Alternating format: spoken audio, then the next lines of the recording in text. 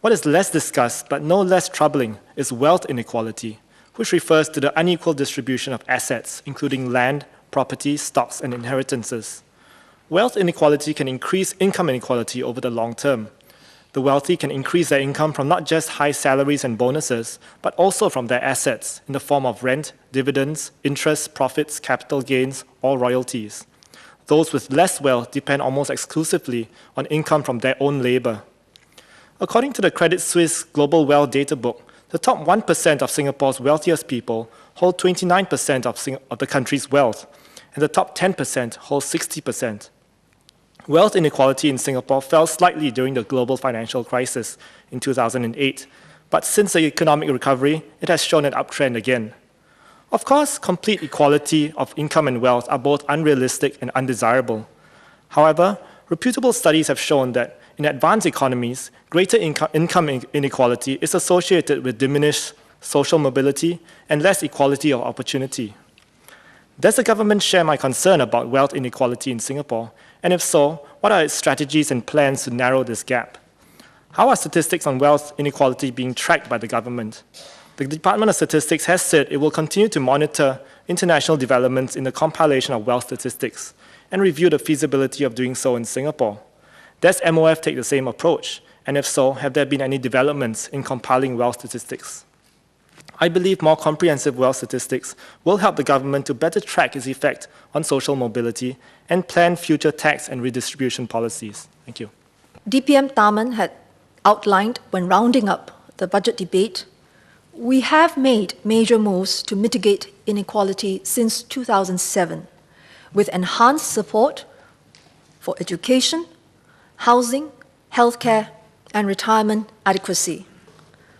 Furthermore, our system of taxes and benefits is a progressive one, where the higher income households contribute the bulk of taxes, and the lower income households receive the majority of benefits. We have, in fact, improved the progressivity of our entire system over the years. Just a quick recap. In Budget 2011, we reduced personal income taxes significantly for the middle income. In this year's budget, we raised the personal income tax rates of our top income earners. Wealth taxes, in particular, remain an important part of our tax system. And members may remember that when we abolished estate duty in 2008, we made it very clear that we were not doing away with wealth taxes. Estate duty was abolished as it was impacting the middle and upper middle income groups disproportionately compared to the wealthy who could tax plan in a variety of ways. The Minister for Finance has reiterated in successive budgets that wealth taxes, especially our property taxes, will remain important. Property tax is an efficient tax. It cannot be tax planned away easily. Further, it does not reduce incentives to work or engage in entrepreneurial activity and has less impact on economic dynamism and competitiveness compared to income taxes. Hence, we enhanced the property tax regime. In Budget 2010, we introduced a progressive property tax structure so that those with more property wealth pay higher rates and a larger share of property tax.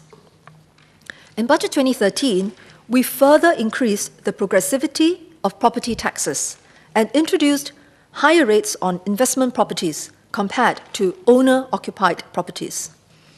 As a result of these changes, the vast majority of homeowners in HDB flats pay less property tax than before, or no tax.